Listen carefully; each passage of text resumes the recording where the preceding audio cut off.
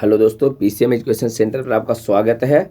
चलिए यहाँ देखिए, हम लोग जो यहाँ पर केमिस्ट्री का जो ऑब्जेक्टिव क्वेश्चन है उसका पार्ट हम लोग पढ़ने वाले थे और उसमें 8 पार्ट आप लोग को आई थिंक हो गया था। 8 पार्ट तक वहाँ पर आप लोग को है ना अपलोड किए हैं वीडियो, और ये 9वां पार्ट आपका होने वाला है। लेकिन इस बार थोड़ा सा अंतर रहने वाला है। अंतर ये है कि पहले हम लोग जो भी है ना वीडियो अपलोड किए उस समय ऑब्जेक्टिव क्वेश्चन था, लेकिन इस बार थोड़ा सा अंतर आपका ये है कि यहाँ पर हम लोग सब्जेक्टिव क्वेश्चन देखने वाले हैं। और सब्जेक्टिव में 2 मार्क्स वाला जो भी क्वेश्चन रहता है ये इंपॉर्टेंट है। टोटल आपको रिपीटेड क्वेश्चन रहेगा, 2 मार्क्स वाला क्वेश्चन देखेंगे।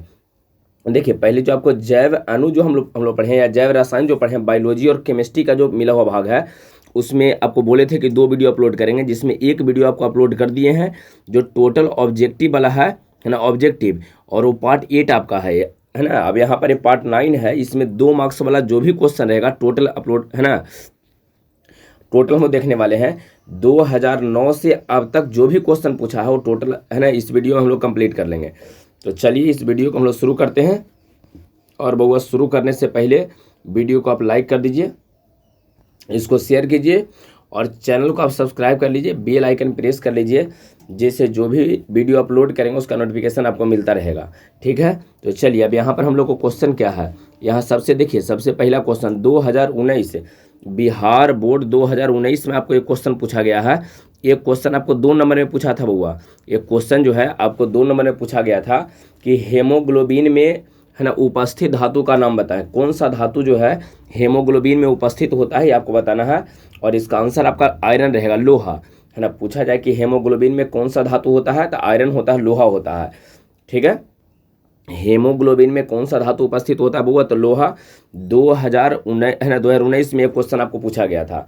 जैसे आप देखिए सेब को काट के कुछ देर के लिए छोड़ दीजिए, तो जब छोड़ दीजिएगा सेब को काट के कुछ देर के लिए छोड़ देते हैं तो जब कटा हुआ भाग पर कुछ है ना आपको भूरा भूरा सा जो है ना भूरा भूरा सा परत जैसा हो जाएगा या रेड कुछ जैसा हो जाता है, तो वही आपका आयरन होता है। वो ध्यान रखिए, सेब में भी आपका आयरन होता है। सेब में कौन सा क्या रहता है, तो सेब में आयरन की मात्रा होता है।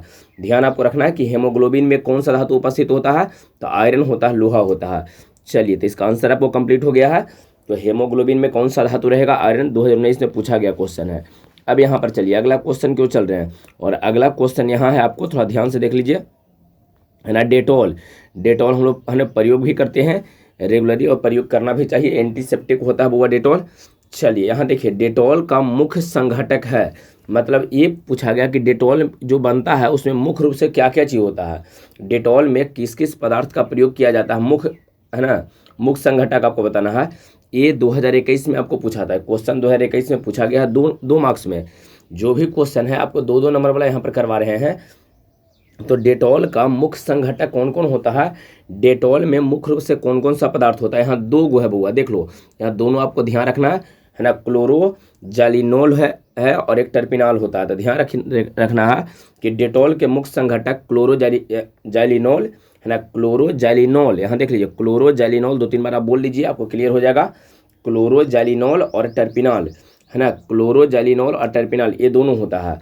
तो डेटॉल का मुख्य संघटक कौन कौन हुआ बउआ, तो क्लोरोजाइलिनोल और दूसरा हो गया आपका टर्पिनॉल। 2021 का पूछा गया क्वेश्चन है। चलिए अगला क्वेश्चन क्यों चल रहे हैं बउआ, नेक्स्ट क्वेश्चन कृत्रिम मधुरक। यहाँ देखिए भी एक मोस्ट इंपोर्टेंट क्वेश्चन है, कई बार रिपीट किया है। अब वो केवल यहाँ 2021 ही लिखे हैं, करीब मतलब नहीं कि 2021 में ही पूछा गया है, केवल ये कई बार आपको कृत्रिम मधुरक के बारे में पूछता है और इसका एग्जाम्पल भी पूछता है ना। इसका एग्जाम्पल कृत्रिम मधुरक का एग्जाम्पल भी आपको पूछता है। कृत्रिम मधुरक क्या है, सबसे पहले आप ये समझिए मधुरक किसको कहते हैं। तो मधुरक कहने का मतलब जो चीज़ मीठा रहता है उसको मधुरक कहते हैं, है ना। अब ईख केतारी सुने होंगे, वो भी आपको मीठा लगता है, चीनी सब मीठा होता है, तो ये सबके सब आपका मधुरक है जो मीठा लगता है। लेकिन कृत्रिम मधुरक क्या होता है, कृत्रिम मतलब एक ऐसा मधुरक जिसको हम लोग बनाते हैं, मैन मेड है ना। तो अब कहे सर प्राकृतिक मधुरक से हम लोग को क्या दिक्कत है, प्राकृतिक मधुरक में होता क्या है बउआ, उसमें कैलोरी बड़ी ज़्यादा होता है, आपको बॉडी में बड़ी ज़्यादा कैलोरी है ना बढ़ जाएगा प्राकृतिक मधुरक में, है ना। जो मीठा पदार्थ होता है भगवान जी द्वारा दिया गया जो मीठा पदार्थ होता है, अगर उसको आप खाते हो ना तो उसमें क्या हो जाएगा, आपकी बॉडी में कैलोरी जम जाएगा, फैट जम जाएगा, मतलब मोटा हो जाइएगा, ये पहला चीज़। और दूसरा उसमें दंत रोग होने की संभावना ज़्यादा रहता है, दांत उसमें बड़ी ज़्यादा आपको प्रॉब्लम, मीठा चीज़ खाए से होता ही है। तो इस कारण से क्या किया गया कि कृत्रिम रूप से मीठा पदार्थ बनाया गया है। तो कृत्रिम रूप से जो भी हम लोग मीठा पदार्थ बनाते हैं उसी को कृत्रिम मधुरक कहते हैं, है ना। और यहाँ जो देखिए आपके सिलेबस के अनुसार इसका किस प्रकार से डेफिनेशन लिखना है, देखिए यहाँ लिखा गया कि वैसा पदार्थ जो स्वाद में मीठा हो, है ना, खाइएगा तो स्वाद में आपको कैसा लगेगा, मीठा रहेगा, किंतु हमें कैलोरी प्रदान नहीं करता, हम लोग को ज़्यादा मोटा उटा नहीं बनावेगा आपको, है ना, एकदम नॉर्मली फिट आपको रखेगा, ज़्यादा मोटा नहीं होने देगा। तो वैसा पदार्थ जो स्वाद में मीठा होता है, खाइएगा तब मीठा लगेगा, लेकिन हमारे शरीर में कैलोरी प्रदान नहीं करता है, कैलोरी नहीं देता, उसको कृत्रिम मधुरक कहते हैं। यहाँ देखिए थोड़ा सा गलत हो गया है, यहाँ मधुरक इसको कर देना है, उसको कृत्रिम मधुरक कहते हैं, है ना। कृत्रिम क्या बोलेंगे वो, मधुरक, याद रहेगा। वो वैसा पदार्थ जो स्वाद में मीठा हो लेकिन हमारे शरीर में कैलोरी प्रदान नहीं करता है। अगर बउआ प्राकृतिक मधुरक रहेगा, ध्यान रखिएगा, अगर प्राकृतिक मधुरक रहेगा तो खाए में तो आपको मीठा लगेगा ही, लेकिन शरीर में कैलोरी प्रदान कर देगा और साथ साथ आपको दंत रोग हो जाएगा, दांत में आपको, दांत में कैविटी हो जाएगा, दांत सड़ जाना सुना होगा, तो इस तरह के कंडीशन आ जाएगा। तो आपको ध्यान रखना है कि प्राकृतिक मधुरक का हम लोग प्रयोग नहीं करते हैं। क्यों? क्योंकि उससे दंत रोग होता है और शरीर में कैलोरी, है ना, जमा हो जाता है। लेकिन यहाँ पर कृत्रिम मधुरक कहते हैं, कृत्रिम मधुरक का प्रयोग करते हैं। क्यों? क्योंकि एक तो स्वाद में मीठा आपका होता है और दूसरा ये आपको कैलोरी भी ज़्यादा प्रदान नहीं करेगा, तो उसको कृत्रिम मधुरक कहते हैं। इसका एग्जाम्पल था सैक्रीन और एस्पार्टेम, ध्यान रखना है कौन कौन है बुआ, सैक्रीन और एस्पार्टेम है, सोडियम साइक्लोमेट। जो पीछे ऑब्जेक्टिव वाला वीडियो देखे होंगे ना, तो उसमें आपको ये मिला था कि निम्नलिखित में से कौन कृत्रिम मधुरक है, तो वहाँ 3 ऑप्शन था, सैक्रीन था, एस्पार्टेम था, सोडियम साइक्लोमेट था। तो यहाँ पर भी सेम है बुआ। अगर कहा जाए कि कृत्रिम मधुरक का एग्जाम्पल बताइए तो क्या लिखेंगे, तो लिख देंगे सैक्रीन और एस्पार्टेम, ये आपका होता है कृत्रिम मधुरक। ठीक है, 2021 में पूछा गया था, एग्जाम्पल आपको क्लियर हो गया है। सैक्रीन और है ना, एस्पार्टेम, ये आपका कृत्रिम मधुरक होता है। और वैसे पदार्थ को, है ना, कृत्रिम मधुरक कहते हैं जो स्वाद में मीठा हो, वैसा पदार्थ जो स्वाद में मीठा हो किंतु हमारे शरीर में कैलोरी प्रदान नहीं करता है ना, कैलोरी आपके शरीर में जमने नहीं देगा, फैट जमने नहीं देगा, तो उसको हम लोग बोलते हैं कृत्रिम मधुरक। बात क्लियर है? तो इसको आप कॉपी में नोट कर लेना है टोटल को। चलिए अगला क्वेश्चन की ओर चल रहे हैं बउआ, और ये आपके लिए सबसे इंपॉर्टेंट, इस वीडियो का अगर सबसे महत्वपूर्ण कोई क्वेश्चन है बउआ तो ये आपके लिए है, सबसे महत्वपूर्ण ही आपके लिए क्वेश्चन है। पहले आप आराम से क्वेश्चन पढ़ लीजिए। क्या है, कहा गया है आवश्यक एवं अनावश्यक एमिनो अम्ल से क्या समझते हैं, है ना, आवश्यक एवं आवश्यक, है ना, आवश्यक एवं अनावश्यक एमिनो अम्ल। तो एमिनो अम्ल के बारे में आपको पता है कि एक ऐसा पदार्थ जिसमें COOH, पीछे के वीडियो में डिस्कस किए हैं, एवं NH2 दोनों उपस्थित, आपको यहाँ भी मिलेगा कि एमिनो अम्ल से क्या समझते हैं। एक ऐसा पदार्थ जिसमें COOH और NH2 दोनों उपस्थित होता है, उसको एमिनो अम्ल हम लोग कहते हैं। ठीक है, एमिनो अम्ल किसको कहेंगे, तो वैसा पदार्थ जिसमें COOH और NH2, COOH यहाँ पर है, NH2 है, तो जिसमें दोनों उपस्थित रहता है उसको हम लोग बोलते हैं एमिनो अम्ल। एमिनो अम्ल मुख्यतः 2 प्रकार के, ऐसे 3 प्रकार के अल्फा बीटा गामा के आधार पर है, लेकिन उसको छोड़िए, यहाँ 2 प्रकार के हैं। कौन कौन है बुआ, तो यहाँ देख लो, आवश्यक है, दूसरा अनावश्यक है। देखिए आप समझिए, आवश्यक एमिनो अम्ल किसको कहेंगे। इससे पहले आप क्या कीजिए ना कि आप एमिनो अम्ल लिख के कॉपी में डैश दीजिए और लिख लीजिए, पहले लिख लो एमिनो अम्ल, लिखो, लिख के डैश दो, कॉपी में आप लिखो एमिनो अम्ल, लिख के डैश दीजिए और लिखिए वैसा पदार्थ, वो वैसा पदार्थ जिसमें यहाँ लिखे हैं, देख लीजिए, वो वैसा पदार्थ जिसमें बॉन्ड दीजिए COOH एवं, वो वैसा पदार्थ जिसमें COOH एवं NH2 दोनों ग्रुप उपस्थित हो, जिसमें COOH एवं NH2 दोनों ग्रुप उपस्थित हो, उसे एमिनो अम्ल कहते हैं। वैसा पदार्थ जिसमें COOH एवं NH2 दोनों ग्रुप उपस्थित हो, उसे एमिनो अम्ल कहते हैं, उसे एमिनो अम्ल कहते हैं। बात क्लियर है? चलिए अब एमिनो अम्ल कितने प्रकार का होता है बउआ, तो 2 प्रकार के होता है सर जी। कौन कौन है, तो एक आवश्यक होता है, दूसरा अनावश्यक होता है। आवश्यक देखिए किसको कहेंगे, किसकी आवश्यकता, जैसे बताओ हम लोग को शरीर में देखिए हाथ की आवश्यकता है नहीं, अगर मतलब आवश्यक कहें कि मतलब जिसको बाहर से हम लोग ला सकते हैं या नहीं ला सकते हैं, ये बताइए। मुंह नाक कान ये सब तो पहले से है, इसकी आवश्यकता नहीं है, इस शरीर में पहले से ही है, शरीर में बना हुआ पहले से है। तो जिसका निर्माण जो बउआ, ध्यान दो, जिसका निर्माण हमारे शरीर में नहीं होगा, है ना, जो हमारे शरीर में नहीं बनेगा, जैसे को बताइए भोजन हमारे शरीर में बनता है नहीं, तो उसकी आवश्यकता है, बाहर से हम लोग खाते हैं तो आपको आवश्यकता है, वो आवश्यक हो जाएगा। जो हमारे शरीर में नहीं बन पा रहा है, जो हमारे शरीर में नहीं है, तो जैसे कपड़ा है वो हमारे शरीर में थोड़े बन रहा है, उसको बाहर से आपको पहनने की जरूरत है, तो उसकी आवश्यकता है। तो जो चीज़ हम लोग बाहर से लेते हैं ना, उसको आवश्यक कहते हैं। अनावश्यक किसको कहेंगे, जिसका जरूरत हमारे शरीर को है ही नहीं, बाहर से लेवे की जरूरत है ही नहीं, वो पहले ही से ही है। आपके शरीर में पैर पहले ही से है, नाक मुंह कान पहले से है, तो इसको बाहर से लावे की कोई ज़रूरतें नहीं है, तो उसको अनावश्यक बोलेंगे। मतलब आवश्यक किसको कहेंगे, जिसकी ज़रूरत होगा, है ना। तो यहाँ देखिए लिखा गया है आवश्यक में, वो वैसा एमिनो अम्ल जिसका निर्माण हमारा शरीर नहीं करता है ना। वैसा एमिनो अम्ल जिसका निर्माण हमारा शरीर नहीं करता, जिसका निर्माण नहीं करेगा, वो आवश्यक है ना। उसको बाहर से लेवे की जरूरत पड़ेगा, तो इसको बोलते हैं आवश्यक एमिनो अम्ल। समझ में आया। आवश्यक किसको कहेंगे, वैसा एमिनो अम्ल जिसका निर्माण हमारा शरीर नहीं करता है। जो चीज़ हमारे शरीर में नहीं बन पा रहा है तो उसकी आवश्यकता है, उसको आवश्यक बोलेंगे। और वैसा एमिनो अम्ल जिसका निर्माण हमारा शरीर करता है, जो चीज़ बन जा रहा है ना, उसको बोलेंगे अनावश्यक एमिनो अम्ल। याद रहेगा बउआ। तो चलिए यहाँ पर आवश्यक और अनावश्यक आपको समझ में आ गया होगा। एमिनो अम्ल किसको कहेंगे, तो आपको लिखवा दिए हैं। एमिनो अम्ल किसको कहते हैं, तो वैसा पदार्थ जिसमें COOH और NH2 दोनों ग्रुप उपस्थित रहेगा, उसको एमिनो अम्ल कहेंगे। एमिनो अम्ल दो प्रकार के होता है, आवश्यक एवं अनावश्यक।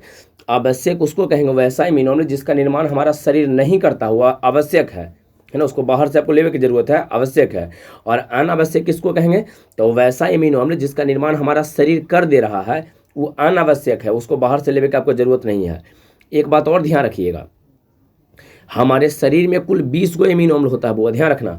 ऑब्जेक्टिव में पूछता है हमारे शरीर में कुल कितना एमिनो अम्ल है, 20। इसको नोट में भी आपको लिखना है कि हमारे शरीर में कुल 20 एमिनो अम्ल है, जिसमें से बउआ 10 गो आवश्यक और 10 गो अनावश्यक हो जाता है ना। हमारे शरीर में कुल 20 एमिनो अम्ल होता है, जिसमें 10 गो आवश्यक है, दूसरा 10 गो अनावश्यक होता है। यहाँ तक आपको समझा दिए हैं टोटल, है ना। एमिनो अम्ल के बारे में टोटल कंप्लीट करवा दिए हैं। तो एमिनो अम्ल उसको कहते हैं जिसमें COOH NH2 हो। दो प्रकार के होता है, आवश्यक अनावश्यक। आवश्यक जिसका है ना, जिसका जरूरत पड़ता है, जिसको बाहर से लेवे की जरूरत हो, उसको आवश्यक कहेंगे। जिसका निर्माण हमारे शरीर में नहीं होता, उसको आवश्यक कहेंगे। और जिसका निर्माण हो जा रहा है, वो अनावश्यक है। हमारे शरीर में टोटल 20 एमिनो अम्ल है, जिसमें 10 आवश्यक और 10 गो अनावश्यक होता है। तो टोटल आपको इसे है ना, इसका नोट्स बना लेना है। चलो अगला क्वेश्चन क्यों चल रहे हैं बउआ, यहाँ फिर से सेम क्वेश्चन। ये क्वेश्चन आपको पूछा गया था 2021 में, पीछे वाला 2021 में, और फिर देखिए 2020 में सेम क्वेश्चन आपको पूछा गया 2 नंबर में। ये 2 नंबर में आपको पूछा गया क्वेश्चन है वो 2020 में। पढ़ लीजिए क्या है। आवश्यक एमिनो अम्ल किसको कहेंगे, बताइए। आवश्यक, तो आवश्यक जिसका निर्माण हमारा शरीर नहीं करता है, वो वैसा एमिनो अम्ल जिसका निर्माण हमारा शरीर आवश्यक है ना, आवश्यक है मतलब उसको आवश्यकता है ना। तो वैसा एमिनो अम्ल जिसका निर्माण हमारा शरीर है ना आवश्यक है, तो जिसका निर्माण हमारा शरीर नहीं करता है, वो अनावश्यक है बउआ। यहाँ अनावश्यक लिखा गया है, अनावश्यक है। तो है ना, आवश्यक नहीं अनावश्यक। तो अनावश्यक कहने का मतलब क्या है कि जिसकी आवश्यकता ही नहीं है, जो पहले से आपके शरीर में रहेगा, है ना, अनावश्यक है। तो अनावश्यक कहने का मतलब वैसा एमिनो अम्ल जिसका निर्माण हमारा शरीर कर दे रहा है, हमारा शरीर जिसको बना दे रहा है। तो जिसका भी निर्माण हमारा शरीर करेगा वो कुछ है अनावश्यक आपका है ना। या जो शरीर में पहले से है, बताइए, जो चीज़ बात शरीर में है, हाथ पहले से है, तेरा लेवे की जरूरत है नहीं, कहीं से लावे की जरूरत आपको नहीं है, तो अनावश्यक हो गया है ना। तो अनावश्यक किसको कहेंगे, तो वैसा एमिनो अम्ल जिसका निर्माण हमारा शरीर करता है, जिसका निर्माण हमारा शरीर कर देगा ना, उस सब के सब क्या है, अनावश्यक। तो चलिए 2020 का एक क्वेश्चन था। अगला क्वेश्चन को चलते हैं, नेक्स्ट क्वेश्चन 2 नंबर में पूछा गया था वो एक क्वेश्चन आपको, है ना। एक क्वेश्चन आपको जो है बउआ 2 नंबर में पूछा गया था। 2 नंबर में यहाँ पर एक क्वेश्चन आपको पूछा गया है, ठीक है। चलिए ये 2 नंबर का क्वेश्चन है। अगला क्वेश्चन क्यों चलते हैं, नेक्स्ट क्वेश्चन समझिए क्या है। हाँ, यहाँ हम लोग PCM एजुकेशन सेंटर पर हैं बउआ। चैनल को आपको कर लेना है सब्सक्राइब, लाइक कीजिए, शेयर कीजिए, है ना, दोस्तों के साथ इसको शेयर कर देना है। और चलो अगला क्वेश्चन क्यों चल रहे हैं, नेक्स्ट क्वेश्चन में देखो क्या है। हाँ, ये भी देखिए 2019 में एक क्वेश्चन आपको पूछा गया है, और ये भी आपके लिए एक इम्पोर्टेंट क्वेश्चन है। और क्वेश्चन पढ़िए, सबसे पहले क्वेश्चन में लिखा क्या गया है। चलिए, टेफ्लॉन की एकलक होता है, भी इम्पोर्टेंट क्वेश्चन है बउआ। 2019 में केवल नहीं पूछा गया, और पीछे भी क्वेश्चन पूछा गया था। तो चलिए, टेफ्लॉन का एकलक होता है, टेफ्लॉन का एकलक बताना है। मतलब टेफ्लॉन किसको से मिलकर बना, क्या हम लोग है ना दे देंगे तो टेफ्लॉन बन जाएगा। तो इसका आंसर यहाँ देख लीजिए, टेट्राफ्लोरोएथिलीन। याद रहेगा, टेट्राफ्लोरोएथिलीन। टेट्राफ्लोरोएथिलीन है ना, जो आपस में बहुत सारा टेट्राफ्लोरोइथिलीन आपस में मिलेगा, एक और है, एक और है, एक और है, इस तरह से टेट्राफ्लोरोइथिलीन अरबों संख्या में आपको जुड़ता है। ऐसे जुड़ते जाएगा और जुड़ के एक बड़ा अणु का निर्माण करेगा, इसका नाम हम देते हैं टेफ्लॉन। टेफ्लॉन समझ में आ गया है। तो टेफ्लॉन का एकलक क्या रहेगा, तो टेफ्लॉन का एकलक जो होता है वो मोनोमर जो होता है आपका टेट्राफ्लोरो, है ना, इथिलीन, टेट्राफ्लोरोइथिलीन, याद रहेगा टेट्राफ्लोरोइथिलीन। पूछता है एकलक तो कह देना कि एकलक मतलब किसको से मिलकर बना हुआ है, टेफ्लॉन किससे मिलकर बना हुआ है, तो टेट्राफ्लोरोइथिलीन से मिलकर बना हुआ है ना। कहते हैं शरबत किससे मिलकर बना हुआ है, तो शरबत किससे, चीनी और पानी से मिलकर बना रहता है। तो उसी तरह से टेफ्लॉन का एकलक कौन है, तो एकलक इसमें कौन रहेगा, तो टेफ्लॉन का एकलक कौन होगा, तो टेट्राफ्लोरोइथिलीन होगा। या है ना, शरबत का एकलक कौन हो जाएगा, तो उसमें चीनी और पानी हो जाएगा। तो उसी तरह से टेफ्लॉन का एकलक कौन सा रहेगा, टेट्राफ्लोरोइथिलीन रहेगा। 2019 में पूछा गया क्वेश्चन है।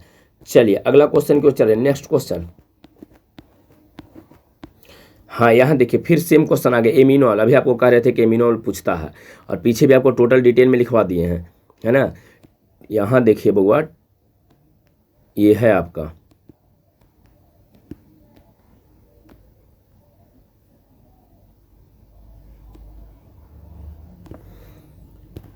चलो क्वेश्चन देखिए, यहाँ पर पढ़ लीजिए। पहले क्वेश्चन में क्या कहा गया आपसे, कहा गया कि एमिनो अम्ल क्या है। एमिनो अम्ल के बारे में पूछा गया कि एमिनो अम्ल क्या होता है, आपको बताना है। समझिए क्या बताए थे कि एक ऐसा यौगिक जिसमें COOH और NH2 दोनों उपस्थित होता है, जिसमें दोनों उपस्थित रहेगा उसको हम लोग एमिनो अम्ल कहते हैं। यहाँ पर लिखा भी गया है, वो वैसा यौगिक जिसमें COOH और NH2 दोनों ग्रुप उपस्थित हो उसे एमिनो अम्ल कहते हैं। 2019 का पूछा गया क्वेश्चन है बउआ 2 मार्क्स में कि एमिनो अम्ल से क्या समझते हैं। एक ऐसा यौगिक जिसमें COOH और NH2 दोनों ग्रुप उपस्थित होता है उसको हम लोग बोलते हैं एमिनो अम्ल। क्लियर है। चलिए हमारे शरीर में कितना एमिनो अम्ल है बउआ, 10 में से 10 को आवश्यक होता है, सॉरी 20 को है। हमारे शरीर में कुल 20 एमिनो अम्ल होता है बउआ, 20 में से 10 आवश्यक और 10 को होता है अनावश्यक। ये बात क्लियर हो गया है। चलो यहाँ तक में कोई दिक्कत नहीं है। अगला क्वेश्चन की ओर चल रहे हैं, तो नेक्स्ट क्वेश्चन की ओर चलो। और अगला क्वेश्चन यहाँ पढ़िए क्या दिया गया है। 2 विटामिन के नाम आपको लिखना है, 2 विटामिन के नाम आपको बताना है, और साथ साथ ये भी बताना है कि उसके कमी से कौन कौन सा रोग होता है। आपको पता है विटामिन क्या होता है बउआ, तो विटामिन जो है बउआ ध्यान दो, विटामिन एक ऐसा पदार्थ है जिसका अगर कमी आपके शरीर में हो गया ना तो फिर कोई ना कोई रोग हो जाएगा, है ना। विटामिन एक ऐसा पदार्थ है जिसके कमी से हम लोग रोग ग्रसित हो जाते हैं, ध्यान रखना है। विटामिन क्या है, तो विटामिन एक ऐसा पदार्थ है जिसके कमी से हम लोग रोग ग्रसित हो जाते हैं। अगर कमी हुआ विटामिन ए के कमी से ऐसा रोग हो जाएगा, बी के कमी से ये वाला हो जाएगा, सी के कमी से ये हो जाएगा, डी के कमी से ऐसा हो जाएगा। तो इस तरह से अगर विटामिन के कमी हुआ तो आपके शरीर में रोग होना निश्चित है। तो विटामिन क्या होगा, वो एक ऐसा पदार्थ जिसके कमी से हम लोग रोग ग्रसित हो जाते हैं उसे विटामिन कहते हैं। तो पहले आप क्या कीजिए, विटामिन लिख के डस दे दो, पेन पेपर लेके बैठे हो, जल्दी से विटामिन लिखो, लिख के डस दो। विटामिन लिखिए, लिख के डस दीजिए। विटामिन लिखिए, वैसा पदार्थ जिसके कमी से हम लोग, वो वैसा पदार्थ जिसके कमी से हम लोग रोग ग्रसित हो जाते हैं, वैसा पदार्थ जिसके कमी से हम लोग रोग ग्रसित हो जाते हैं उसे विटामिन कहते हैं। वैसा पदार्थ जिसके कमी से हम लोग रोग ग्रसित हो जाते हैं उसे विटामिन कहते हैं, उसे विटामिन कहते हैं। हो गया है, उसे क्या बोलेंगे बउआ, विटामिन। क्लियर है। चलिए विटामिन कौन कौन है, तो विटामिन के नाम देखो। सबसे पहले ABCD में पढ़ा है ना, तो ए से लेके हाथी तक, एलिफेंट तक पहले लिख लेना है। ए से लेके हाथी तक बउआ, एलिफेंट तक। ए से एप्पल पढ़ा है, बी से बॉल, तो ए होता है, बी है, सी है, डी है और लास्ट में ई है ना। कौन कौन हुआ, ABCD और ई, याद रहेगा ABCDE, यहाँ तक टोटल आपको याद रखना है ABCDE। और इसके बाद लास्ट में एक और कौन सा रहेगा बउआ, तो आपका विटामिन के रहेगा। क्लियर है। तो विटामिन के हो गया, टोटल गिन के देख लो, है ना। विटामिन गिनिए के को, 1 2 3 4 5 और 6, टोटल आपको 6 विटामिन है, ए से लेके ई तक, है ना। ABCD में, है ना, A फॉर एप्पल से लेके E फॉर एलिफेंट, हाथी तक आपको पहुंच जाना है एकदम। क्लियर है। और लास्ट में के। चलो कौन, अच्छा 2017 में पूछा गया था क्वेश्चन वो, 2017 में कोई भी फालतू क्वेश्चन नहीं करवा रहे, जो भी पूछा गया क्वेश्चन बैंक जैसा है सब कुछ सारा क्वेश्चन करवा रहे हैं, 2 नंबर वाला। चलो विटामिन ए के कमी से रतौंधी हो जाएगा, थोड़ा सा भी अगर अंधेरा हो गया तो आपको दिखाई नहीं देगा। बी के कमी से बेरी बेरी, बेरी बेरी में क्या होता है ना बुआ कि भूख लग है ना, भूख लगना बंद हो जाता है। तो डॉक्टर के पास जाओगे, देखिए डॉक्टर साहब भूखे नहीं लग रहा, तो भूख नहीं लग रहा तो उसको विटामिन बी की गोली दे देता है ना। और जब फिर विटामिन बी की गोली दे देगा, पूरा भूख लगेगा, बार बार आप खाइएगा, बेरी बेरी रोग, तो है ना। ए के कमी से कौन सा, रतौंधी। बी के कमी से बेरी बेरी, बेरी बेरी में भूख कम लगता है। सी से स्कर्वी होता है बुआ। स्कर्वी मतलब देखते हो, कोई छोटा बच्चा रहेगा ना तो उसके मसूड़ा उसूड़ा से खून उन चलता है, खून उन चलना शुरू हो जाएगा, है ना, तो वही होता है स्कर्वी, उसी को कहा जाता है, स्कर्वी उसको कहते हैं। विटामिन डी के कमी से रिकेट्स हो जाता है। किसी के हाथ पैर सूख जाता है ना बउआ, तो रिकेट हो गया, है ना, पतला हो गया, सूख गया, है ना। पोलियो कैसे हो जाता है, उस तरह से हाथ पैर सूख जाना, उसी को रिकेट हम लोग कहेंगे। और विटामिन ई के कमी से कुछ हो जाएगा तो आरबीसी में रेड ब्लड सेल में वृद्धि हो जाएगा, रेड ब्लड सेल आपका ज़्यादा बढ़ जाएगा, और मांसपेशियाँ आपका कमजोर, आप कमजोरी फील कीजिएगा, मांसपेशियाँ आपका मसल्स जो है ना एकदम कमजोर हो जाए, मसल से एकदम कम। देखते हो जिमों में जाए वाला के मसल बड़ी मजबूत रहता है, तो उसमें अगर विटामिन ई के कमी जिसका हो गया बउआ, वो जिम जैसे कोई उपाय नहीं है। विटामिन ई पहले खाइए, पूरा मसल्स है ना आपका मजबूत रहेगा, नहीं तो मांसपेशियाँ आपका कमजोर हो जाएगा विटामिन ई के कमी से। और विटामिन डी के कमी से क्या होता है बउआ जी, समझ लो। विटामिन डी के कमी से रक्त का थक्का नहीं जमता है, ब्लड अगर कट गया, हाथ कट गया तो वहाँ पर खून जम नहीं पाएगा। तो ये सब है, इसको ध्यान रखना है। विटामिन ए की कमी से रतौंधी, बी से बेरी बेरी, सी से स्कर्वी, डी से रिकेट्स, और ई से आरबीसी में वृद्धि होगा। और यहाँ पर आपको है ना मांसपेशियाँ कमजोर हो जाएगा। और विटामिन के की कमी से रक्त में थक्का नहीं जमेगा, मतलब अगर हाथ कुछ कट गया, ब्लड गिरना शुरू हो गया ना, तो पूरा ब्लड शरीर के गिर जाएगा, अगर विटामिन के की कमी है तब, ठीक है। उसमें थक्का नहीं जम पाएगा, रुक नहीं पाएगा, खून रुकेगा नहीं। क्लियर है। तो चलिए यहाँ तक हो गया। 2 विटामिन के नाम लिखना है और उसके कमी से होने वाला रोग। तो ये समझाया कि विटामिन क्या है, एक ऐसा पदार्थ जिसके कमी से हम लोग रोग ग्रसित होते हैं, उसको विटामिन कहेंगे। विटामिन ए से लेके पहले ई तक होगा, बाद में लास्ट में के हो जाएगा। और यहाँ पर टोटल बताए हैं, विटामिन ए के कमी से, है ना, ए की कमी से रतौंधी होता है, बी के कमी से बेरी बेरी, सी के कमी से स्कर्वी है, डी के कमी से रिकेट्स है, और ई के कमी से आरबीसी में वृद्धि है ना, रेड ब्लड सेल बढ़ जाएगा और मांसपेशियाँ कमजोर हो जाएगा। और के कमी से है ना रक्त में थक्का नहीं जमेगा।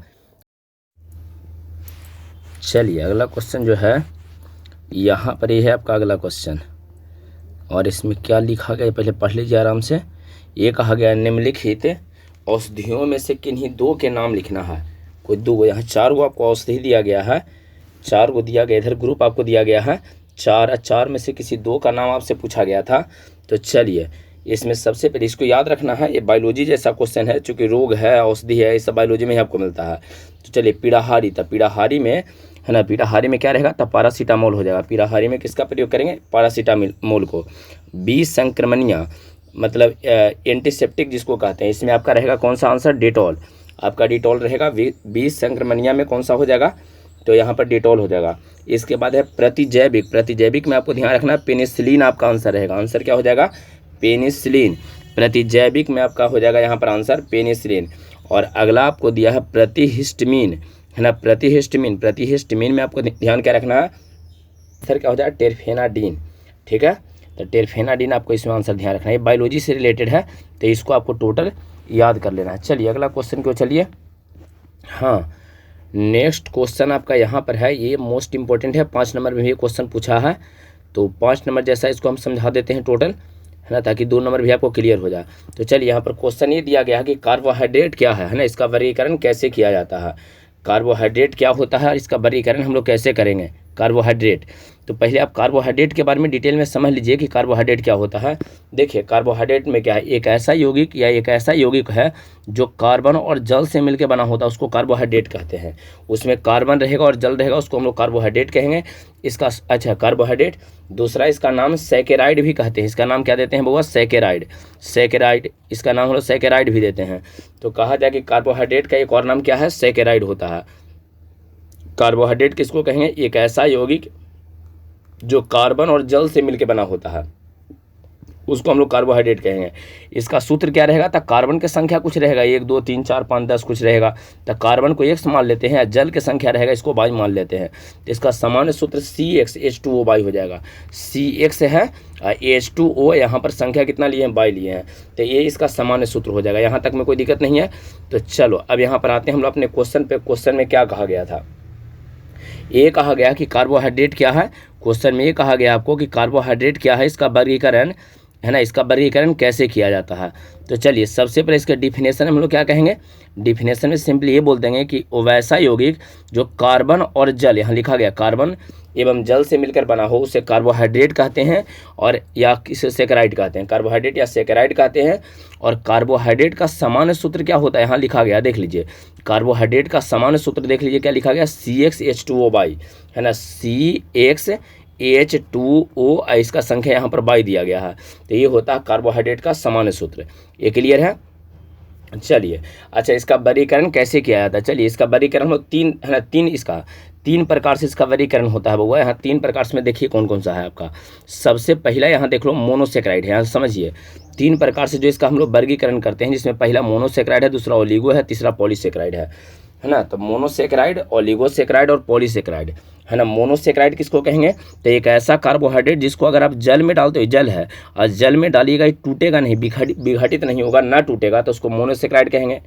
लेकिन यदि कार्बोहाइड्रेट को आप जल में डालते हो और टूट के 2 से 10, है ना, 10 भाग बन जाए, टूट के 2 से 10 भाग में टूट जाए, 2 गो बन जाए, 3 गो बने, 4 5 6 7 8 9 10 तक बन जाए, तो 10 भाग में टूट जाता है, चाहे 2 भाग में टूटता है, चाहे 3 भाग में, अगर ऐसा कभी कंडीशन बनता है तो उसको बोलते हैं ओलिगोसेक्राइड, है ना। मतलब एक ऐसा कार्बोहाइड्रेट जिसे जल में डालने पर वह 2 से 10 तक के मोनोसेक्राइड आपको देगा, 2 से 10 मोनोसेक्राइड देगा। तो 2 से 10 मोनोसेक्राइड देगा बउआ, तो उसको हम लोग बोलते हैं ओलिगोसेक्राइड। और पॉलीसेक्राइड आपका क्या होता है, तो 10 से अधिक देगा, है ना, 2 से 10 देगा, 2 से 10 को अगर टूटता है तो उसको हम लोग बोलते हैं ओलिगोसेक्राइड। और 10 से अधिक अगर टूट जाता है, टूटे 10 से अधिक, तो 10 से अगर अधिक टूटता है तो उसको हम लोग बोलते हैं ओलिगोसेक्राइड। यहाँ तक कंप्लीट हो गया है, यहाँ तक टोटल कंप्लीट है। चलो बउआ यहाँ समझ लो, पहले ध्यान दीजिए, ये है आपका क्या क्वेश्चन क्या था। तो क्वेश्चन में आपको ये कहा गया था कि कार्बोहाइड्रेट क्या है, तो वैसा यौगिक जो कार्बन और जल से मिलकर बना हो उसे कार्बोहाइड्रेट कहेंगे या सेकेराइड कहते हैं। इसका सामान्य सूत्र CxH2O होता है। और है ना, इसका वर्गीकरण किस प्रकार से, तो एक मोनोसेक्राइड, 3 प्रकार से वर्गीकरण किया जाता है। पहला में मोनोसेक्राइड, दूसरा में ओलिगोसेक्राइड, तीसरा में पॉलीसेक्राइड। मोनोसेक्राइड वो वैसा कार्बोहाइड्रेट जिसको जल में डालने पर विघटित ना हो, इसको आपको लिख लेना है ना, मोनोसेक्राइड लिख के डैश देना है, और लिखना वैसा कार्बोहाइड्रेट जिसे जल में डालने पर विघटित ना हो उसे मोनोसेक्राइड कहते हैं। ओलिगोसेक्राइड में डैश देकर आपको लिखना है कि वो वैसा कार्बोहाइड्रेट जिसे जल में डालने पर 2 से 10, है ना, 2 से 10 मोनोसेक्राइड देता है, 2 से 10 मोनोसेक्राइड देता है, उसे ओलिगोसेक्राइड कहते हैं। और पॉलीसेक्राइड में कहना वैसा कार्बोहाइड्रेट जिसे जल में डालने पर 10 से अधिक मोनोसेक्राइड देता है, 10 से अधिक मोनोसेक्राइड देता है, उसको हम लोग बोलते हैं, है ना, पॉलीसेक्राइड कहेंगे। ये क्लियर है। ये 2015 और 2013 दोनों में पूछा गया क्वेश्चन है, और मोस्ट इंपोर्टेंट है, 5 नंबर तक में भी क्वेश्चन पूछता है। तो चलिए अब अगला क्वेश्चन की ओर चलते हैं। हम लोग PCM एजुकेशन सेंटर पे हैं। वीडियो को लाइक कर दीजिए, चैनल को सब्सक्राइब कर लेना है, और इसको दोस्तों के साथ शेयर कीजिए। चलो अगला क्वेश्चन की ओर चल रहे हैं बउआ। अगला क्वेश्चन में देखिए, ये 2012 में आपको क्वेश्चन पूछा गया था, और क्वेश्चन समझिए यहाँ पर क्या दिया गया है। क्वेश्चन में समझो, निम्नलिखित प्रत्येक का एक एक उदाहरण आपको चाहिए, एक एक उदाहरण आपको देना है जो भी इसमें दिया गया है। जैसे संश्लेषित रबर है ना, संघनन पॉलीमर होता है, कृत्रिम मधुरक होता है, सबका एक एक उदाहरण आपको चाहिए, है ना। तो निम्नलिखित में एक एक उदाहरण आपको बताना है। संश्लेषित रबर का उदाहरण बुना एस और बुना एन रबर हुआ, जो पीछे के वीडियो में भी आपको मिला था। तो बुना एस और बुना एन जो है, ये आपका जो होता है संश्लेषित रबर होता है, ध्यान आपको रखना है, संश्लेषित रबर है। संघनन पॉलीमर किसको कहेंगे, तो प्रोटीन और नायलॉन जो होता है वो वही संघनन पॉलीमर है। संघनन मतलब केवल 2 गो मिलता है, उसमें से कुछ बाहर नहीं निकलेगा, तो उसको संघनन कहते हैं। वो डेफिनेशन आप छोड़िए, आप यहाँ पर केवल उदाहरण इसको समझिए। संघनन बहुल, है ना, संघनन पॉलीमर का उदाहरण क्या रहेगा, प्रोटीन, ध्यान रखना है, और नायलॉन 66, नायलॉन 66 आपको ध्यान रखना है, ठीक है। और चलिए कृत्रिम मधुरक, कृत्रिम मधुरक तो कई बार आया है ना, इसमें कौन सा रहेगा आपका कृत्रिम मधुरक में, तो कृत्रिम मधुरक में आपको रहेगा सैक्रीन, एस्पार्टेम और सोडियम साइक्लोमेट, है ना। 2-3 को आपको नाम पीछे ही बताए हैं, तो यहाँ सैक्रीन हो जाएगा, एस्पार्टेम हो जाएगा, सोडियम साइक्लोमेट हो जाएगा। तो इसमें एक एक उदाहरण चाहिए।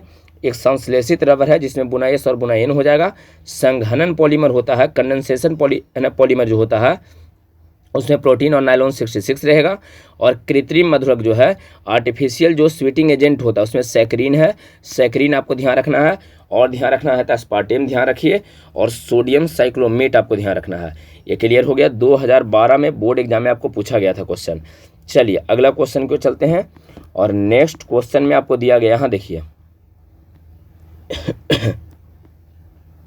एक क्वेश्चन जो है वो आपको पूछा गया है 2012 में ये भी क्वेश्चन आपको पूछा गया है। देख लीजिए 2012 का क्वेश्चन है, और क्वेश्चन में आपको दिया क्या गया ये समझ लीजिए। निम्नलिखित रसायनों का एक एक उदाहरण चाहिए। चलिए, है ना, ज्वारनाशी, बुखार उखार लग जाता है तो कौन सा दवा का प्रयोग करेंगे, जो कहा एंटीसेप्टिक है, तो एंटीसेप्टिक तो पीछे भी आपको बता रहे थे, डेटोल होता है ना, प्रतिसंक्रमणीय जिसको कहे थे। तो यहाँ पर बताइए, सबसे पहले ज्वारनाशी है तो पैरासीटामोल आपको ध्यान रखना है, और एंटीसेप्टिक में आपका डेटोल हो जाएगा। क्लियर है, एंटीसेप्टिक में क्या हो जाएगा आपका, डेटोल। तो ये आपको उदाहरण पूछ रहा था, तो उदाहरण में ज्वारनाशी में पैरासीटामोल ध्यान रखना है, और एंटीसेप्टिक में डेटोल ध्यान आपको रखना है। क्लियर हो गया है। चलिए अगला क्वेश्चन क्यों, चलो बाबा नेक्स्ट क्वेश्चन, एकदम बेसिक सा क्वेश्चन, पीछे भी इसको टोटल विटामिन के बारे में समझा दिए हैं। टोटल विटामिन जो भी है, टोटल विटामिन के बारे में आपको समझा दिए हैं। चलिए उस विटामिन का नाम लिखिए जिसके कमी से रतौंधी हो जाता है। तो कौन सा विटामिन जिसके कमी से रतौंधी होता है, विटामिन ए के कमी से। 2011 में आपको पूछा गया था क्वेश्चन, किस विटामिन के कमी से, है ना, रतौंधी रोग होता है आपको, तो विटामिन ए के कमी से रतौंधी होता है। ठीक है, चलिए, और टोटल विटामिन के बारे में पीछे बताए हैं आपको। अगला क्वेश्चन क्यों, चलो बुआ नेक्स्ट क्वेश्चन में समझो क्या है। ये लिखा गया है बेकेलाइट तथा पीवीसी का पूरा नाम पिछला वाला वीडियो में आपको बताए हैं, है ना। तो बेकेलाइट और पीवीसी बनाने के लिए कौन से प्रारंभिक रसायन प्रयुक्त होता है, मोनोमर आपको बताना है। किसको से बेकेलाइट बनेगा और पीवीसी बनेगा। तो सबसे पहला चीज, पीवीसी का पूरा नाम पहले लिख लो। पीवीसी का पूरा नाम लिखिए पॉलीविनाइल क्लोराइड। पीवीसी का पूरा नाम लिख लीजिए polyvinyl chloride. Polyvinyl chloride, polyvinyl chloride नाम लिखिए इसका पीवीसी का। पीवीसी, पॉली, पी से पॉली, वी से विनाइल, सी से क्लोराइड। तो पीवीसी का पूरा नाम क्या हो गया, पॉलीविनाइल क्लोराइड। अब कहा गया कि बेकेलाइट और पॉलीविनाइल क्लोराइड जो है ये किससे मिलकर बना होता है। चलिए पीछे के जो ऑब्जेक्टिव वाला पढ़ाए हैं, इसका पार्ट 1 जो पढ़ाए हैं, या जो 8वां पार्ट आपको पढ़ाया गया उस समय सारा चीज़ आया है आपको।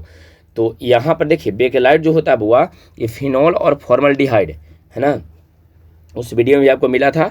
फिनॉल और फॉर्मल्डिहाइड आपस में मिलेगा तब जाके आपको बेकेलाइट का निर्माण होगा। ये पहला हो गया। और दूसरा देखिए यहाँ पर क्या है, पीवीसी है ना, पीवीसी किससे बनेगा, पॉलीविनाइल क्लोराइड। तो विनाइल क्लोराइड जो लास्ट वाला वीसी है, विनाइल क्लोराइड, बहुत सारा विनाइल क्लोराइड आपस में मिलता है तब जाके आपको पॉलीविनाइल क्लोराइड का निर्माण करता है। ये आपको 2011 का क्वेश्चन था। तो बेकेलाइट किस से बनता है सर, तब बेकेलाइट आपको, है ना, फिनॉल और फॉर्मल्डिहाइड से बनेगा। और पॉलीविनाइल क्लोराइड किससे बनता है, तो पॉलीविनाइल क्लोराइड विनाइल क्लोराइड के मिलने से बनेगा, विनाइल क्लोराइड। क्लियर हो गया है। तो ये आपको कंप्लीट करवा दिए हैं। अगला क्वेश्चन को चलो, यहाँ पर देखिए नेक्स्ट क्वेश्चन में क्या दिया गया है। ये कहा गया 2011 का ये क्वेश्चन है बउआ, 2011 में आपको पूछा गया बोर्ड एग्जाम में। कहा गया संश्लेषित रबर का उदाहरण बताना है। कौन कौन सा रबर संश्लेषित, मतलब मैन मेड, है ना, मानव निर्मित रबर जो है उसका उदाहरण आपको देना था। 2 उदाहरण है, बुनाएस रबर और बुनाएन रबर। ये दोनों जो होता है बुनाएस और बुनाएन जो है बुआ, ये रबर दोनों संश्लेषित रबर है। ये पीछे का ऑब्जेक्टिव वाला वीडियो में ही एक क्वेश्चन आया था, सेम क्वेश्चन। यहाँ पर 2 नंबर में पूछा गया था कि संश्लेषित रबर का, है ना, एक उदाहरण आपको पूछा था। यहाँ आपको 2 को लिख दिए हैं, बुनाएस रबर और बुनाएन। बुनाएस और बुनाएन दोनों का दोनों आपका रबर होता है, ध्यान रखना है, दोनों का दोनों क्या है, रबर आपका होता है। ये आपका कंप्लीट हो गया है। तो बुनाएस और बुनाएन आपका आंसर आ जाएगा। अगला क्वेश्चन क्यों, चलो नेक्स्ट क्वेश्चन की ओर चलिए। हाँ, यहाँ आपको दिया गया है उदाहरण, बड़ी सारा पूछता है वो उदाहरण, एकदम आप ध्यान रखो। उदाहरण वाला एक भी क्वेश्चन छोड़िए मत, इसी तरह के क्वेश्चन आपको पूछेगा, है ना। योजक है या योगात्मक और संघनन बहुलक का उदाहरण चाहिए, है ना, योगात्मक और संघनन। अच्छा, संघनन में पीछे भी आया था आपको प्रोटीन और नायलॉन 66 पीछे के, है ना, पीछे क्वेश्चन में था उदाहरण के लिए। तो संघनन बहुलक में प्रोटीन और नायलॉन 66 आपको आ गया है, उसको ध्यान रखना है संघनन में। और योगात्मक में जो पॉलीथीनमा हम लोग प्रयोग करते हैं ना, पॉलीथीन, तो पॉलीथीन जो होता है वो पॉलीएथीन कहिए या पॉलीथीन कहिए, वो आपको योगात्मक होता है, योग वाला होता है, जोड़ के, है ना, एडिशन पॉलीमर आपका होता है। और कंडेंसेशन जो है संघनन वाला में प्रोटीन आपका रहेगा और नायलॉन 66 रहेगा। ठीक है, चलिए ये आपको याद हो गया होगा। योगात्मक जो योगात्मक आपका होता है, एडिशनल जो होता है उसमें पॉलीथीन रहेगा। संघनन जो होता है, कंडेंसेशन, उसमें प्रोटीन और नायलॉन 66 रहेगा। 2010 का क्वेश्चन था। चलिए हम लोग वो पीसीएम एजुकेशन सेंटर पर हैं। वीडियो को लाइक कर देना है, इसको शेयर कीजिए और चैनल को सब्सक्राइब कर लीजिए। ठीक है, चलो अगला क्वेश्चन क्यों चल रहे हैं भगवान। नेक्स्ट क्वेश्चन में यहाँ पर पढ़िए क्या दिया गया है। ये भी एक मोस्ट इंपॉर्टेंट है, 2009 में पूछा गया था क्वेश्चन। और यहाँ पर देखिए 2009 का क्वेश्चन है, नायलॉन 6 और बुना एस रबर का मोनोमर बताना है। मोनोमर कहने का मतलब पीछे भी आपको बताया है, जिससे मिलकर बना होता है। नायलॉनमा किससे मिलकर बना है, या बुना एस किससे मिलकर बना हुआ है। नायलॉन जो होता है किस से क्या चीज़ हम लोग मैंने मिलाएंगे तब जाके नायलॉन आपका बनेगा, नायलॉन 6 बनेगा। और बुना एस किससे मिलकर बनेगा, तो नायलॉन 6 के लिए आपको कैप्रोलेक्टम ध्यान रखना होगा। क्या ध्यान रखना है, कैप्रोलेक्टम के बहुत सारे अणु आपस में मिलकर नायलॉन 6 का निर्माण कर देता है। एक कैप्रोलेक्टम है, फिर एक और रहेगा, सब आपस में से जुड़ते जाएगा। और एक ऐसा समय आएगा जुड़ के जब बहुत बड़ा हो जाएगा तो उसी का हम लोग नाम क्या देते हैं, तो उसका नाम देते हैं नायलॉन, है ना। नायलॉन 6 उसका नाम देते हैं। तो बताइए पूछा जाए कि आप नायलॉन 6 जो है बुआ, इसका मोनोमर क्या है या किससे मिलकर बना होता है नायलॉन 6, तो नायलॉन 6 बना होता है कैप्रोलेक्टम से। और बुना एस जो होता है बुआ 1,3-ब्यूटाडाइन और स्टाइरिन, दोनों आपको ध्यान रखना है। 1,3-ब्यूटाडाइन और स्टाइरिन के बहुत सारे अणु आपस में मिलकर मोनोमर का निर्माण करता है। 1,3-ब्यूटाडाइन और स्टाइरिन, क्लियर हो गया है। 1,3-ब्यूटाडाइन और स्टाइरिन ये आपस में मिलेगा तब जाके बुना एस रबर का निर्माण करेगा, क्लियर है। तो नायलॉन 6 में कौन सा हो गया, कैप्रोलेक्टम, और बुना एस रबर में 1,3-ब्यूटाडाइन और स्टाइरिन, 1,3-ब्यूटाडाइन और स्टाइरिन। चलिए अगला क्वेश्चन की ओर चलो। नेक्स्ट क्वेश्चन में यहाँ देखिए क्या लिखा गया है, निम्नलिखित के एक एक उपयोग दर्शाइए, है ना। निम्नलिखित के एक एक उपयोग दर्शाइए। सबसे पहले पैरासीटामोल का प्रयोग हम लोग क्यों करते हैं, तो बुखार कम करने के लिए, शरीर के तापमान को कम करने के लिए किसका प्रयोग करेंगे बुआ, था पैरासीटामोल का। तो पैरासीटामोल का प्रयोग करते हैं बुखार को कम करने के लिए। आपको ध्यान रखना, बुखार कम करने के लिए पैरासीटामोल, पीसीएम, है ना, पैरासीटामोल का प्रयोग करते हैं। चलिए, और दूसरा दिया गया है वो आयोडीन टिंचर। आयोडीन टिंचर देखिए आपको डिटेल में मिलेगा आगे पढ़ने के लिए। अभी आप ध्यान रखिए कि आयोडीन टिंचर जो है एंटीसेप्टिक के रूप में प्रयोग होता है। जख्म उखम हो जाता है ना, तो उसको हम लोग आयोडीन टिंचर से धो देते हैं, ठीक ठाक, है ना, ठीक आपका हो जाएगा। तो उसको बोलते हैं एंटीसेप्टिक उसको बोला जाता है। ध्यान रखना, आपको क्या ध्यान रखना है, एंटीसेप्टिक। डेटोल भी क्या है, एंटीसेप्टिक है ना। डेटोल भी आपका एंटीसेप्टिक ही होता है। तो एंटीसेप्टिक के रूप में, जैसे देखते हो कहीं से आप गिर जाते हो, आते हो, जख्म हो गया तो उसको डेटोल से धो लेते हैं, या हम लोग क्या करते हैं उसको आयोडीन टिंचर से भी धो लीजिए, तभी ठीक है ना, ठीक ही रहेगा। दोनों एंटीसेप्टिक ही आपका होता है। 2009 में पूछा गया क्वेश्चन है। और अगला क्वेश्चन की ओर चलो बउआ। नेक्स्ट क्वेश्चन में देखिए क्या है, हाँ यहाँ 2009 का एक क्वेश्चन है। और इस क्वेश्चन में पढ़िए क्या दिया गया है, निम्नलिखित में प्रत्येक के एक एक उदाहरण आपको देना है, एक एक उदाहरण, है ना। सिंथेटिक रबर, सिंथेटिक कहने का मतलब संश्लेषित रबर, मानव निर्मित। तब बुना एस और बुना एन के पीछे ही बताए हैं, एक ही उदाहरण आपको लिखना है। तो रबर में कौन सा हो गया, बुना एस और बुना एन हो गया। संघनन बहुलक, पीछे भी आया, संघनन में कौन कौन था, प्रोटीन था और नायलॉन 66 था, प्रोटीन और नायलॉन 66। एंटीबायोटिक पीछे भी आया था, तो एंटीबायोटिक में कौन रहेगा, पेनिसिलिन रहेगा। एंटीबायोटिक में कौन सा रहेगा वो, पेनिसिलिन, एंटीबायोटिक में पेनिसिलिन। कृत्रिम स्वीटनर या मीठा, है ना, मीठा करने वाला पदार्थ जो होता है, सैकरीन होता है, अस्पार्टेम होता है और सोडियम साइक्लोमेट होता है। पीछे भी इसको बताए हैं, है ना, सैकरीन, अस्पार्टेम और सोडियम साइक्लोमेट, याद रहेगा। चलिए तो ये भी क्वेश्चन आपको 2009 में ही पूछा गया था, यहाँ तक कंप्लीट है। चलिए, सिंथेटिक रबर में बुना एस बुना एन हो जाएगा। संघनन में संघनन बहुलक में आपको, है ना, प्रोटीन हो जाएगा। एंटीबायोटिक में पेनिसिलिन हो जाएगा। और कृत्रिम स्वीटनर या, है ना, मीठा करने वाला पदार्थ में आपका सैकरीन आ जाएगा। तो चलिए अगला क्वेश्चन क्यों चलो बुआ। नेक्स्ट क्वेश्चन 2009 के बाद अगला क्वेश्चन में चलिए। यहाँ हम लोग पीसीएम एजुकेशन सेंटर पर हैं। वीडियो को आपको लाइक कर देना है बुआ, इसको शेयर कीजिए दोस्तों के साथ और चैनल को सब्सक्राइब कर लीजिए, ठीक है। चलो, अच्छा, ये यहाँ पर हम लोग को कौन सा पार्ट था, तो ये हम लोग जो पढ़ रहे थे यहाँ बुआ, ये हम लोग को 9वां पार्ट था, पार्ट 9, और पार्ट 9 में 2 नंबर वाला सारा क्वेश्चन करवा दिए हैं। बार बार इसको रिपीट करो, अगर याद हो गया बउआ। जो ऑब्जेक्टिव पहले, एक तो ऑब्जेक्टिव है ना, 8वां पार्ट में टोटल ऑब्जेक्टिव इसका करवा दिए हैं बायोमोलिकुल्स का, और यहाँ पर 9वां पार्ट में टोटल सब्जेक्टिव 2 नंबर वाला क्वेश्चन करवा दिए हैं। तो अगर टोटल याद रह गया तो यहाँ पर देखो ऑब्जेक्टिव में कम से कम 6 से 7 क्वेश्चन पूछता है, और 2 क्वेश्चन यहाँ, तो 6 नंबर का हो गया, 2 क्वेश्चन मतलब 2 नंबर का 2 क्वेश्चन, तो 4, 10 नंबर आपको केमिस्ट्री में यहाँ से ही आपको मिल जाएगा, है ना। तो बहुत ही आसान है, इसको आप 2-3-4 बार केवल रिपीट करते रहो, आपको याद हो जाएगा। ठीक है, चलिए तो रहने देते हैं, नेक्स्ट अगला वीडियो में देखेंगे।